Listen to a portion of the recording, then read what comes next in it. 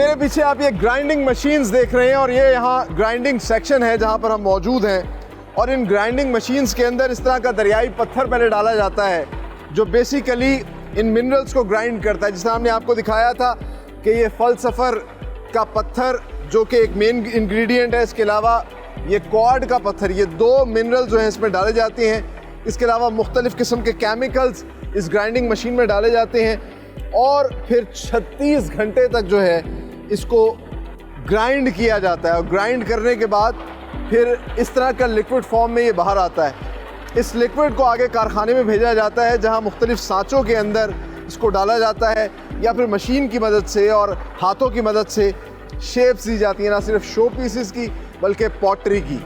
आगे चल के आपको वो प्रोसेस दिखाते हैं।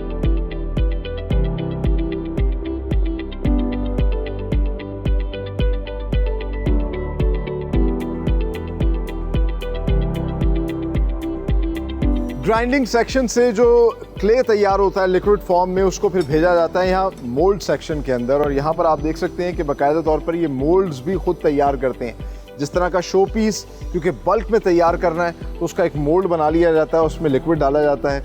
15-20 मिनट बाद जब उस मोल्ड को खोलते हैं तो आपका शो पीस तैयार हो जाता है। आप ये देख सकते हैं मेरे पीछे पूरा इनका ये एक मोल्ड सेक्शन है जहाँ मुख्तलिफ मोल्ड्स पड़े हैं और उन मोल्ड्स के अंदर ये लिक्विड को डालते हैं। और फिर बल्कि ये दिखाएंगे किस तरीके से इस मोल्ड को खोला जाता है। खोल के जो है इसमें से फिर वो शो पीस बाहर निकाला जाता है और फिर उस शो पीस को आगे फर्दर जो है उसको प्रोसेस किया जाता है।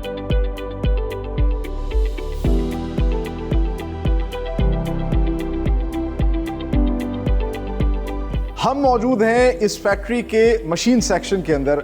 इससे पहले हमने आपको दिखाया कि मोल्ड सेक्शन में किस तरीके से एक मोल्ड के अंदर लिक्विड क्ले डालकर शो पीसेस तैयार किए जाते हैं। इस मशीन सेक्शन के अंदर इंटरेस्टिंगली आप मेरे पीछे देख सकते हैं सारा का सारा पॉटरी का सामान तैयार होता है।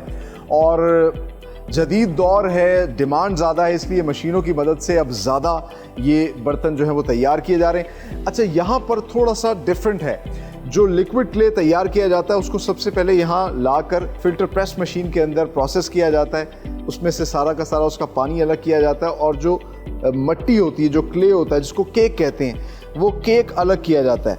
इस फॉर्म के अंदर वो केक आता है और फिर इस क्ले को जो है इस पग मिल के अंदर डाला जाता है। इस पग मिल में डालने से होता ये है कि ये इसको मज़ीद कॉम्पैक्ट कर देती है, इसके अंदर से एयर निकल आती है और एयर निकलने के बाद ये इस तरह के लॉग्स की शेप में आ जाती है। और फिर इन्हीं लॉग्स को मशीन पे रख के, या जिस तरह आपने देखा होगा पहले रिवायती अंदाज से रख के जो है हाथ से शक्ल दी जाती थी, तो यहाँ पर मशीन से जो है कहीं प्लेट की शक्ल दी जाती है सांचा लगा के, और कहीं पर जो है मग्स की या मुख्तलिफ़ किस्म के जो है पॉटरी की शक्ल दी जाती है। और फिर उसको बाकायदा तौर पे फिनिश किया जाता है। फिनिश करने के बाद उस पर आर्ट वर्क के लिए उसे काशी सेक्शन में जो है भेज दिया जाता है। तो अभी भी आप देख सकते हैं कि जिस तरह ये एक कप तैयार कर रहे हैं यहाँ पर एक कारीगर, और ये बाकायदा इसमें मोल्ड रख रहे हैं। मोल्ड रखने के बाद उस क्ले को इसके अंदर डाल रहे हैं और साथ ही साथ जो उसमें एक्स्ट्रा मटेरियल है उसको बाहर निकाल रहे हैं। तो ये जब प्रोडक्ट तैयार हो जाती है सूखने के बाद फिर इसको आगे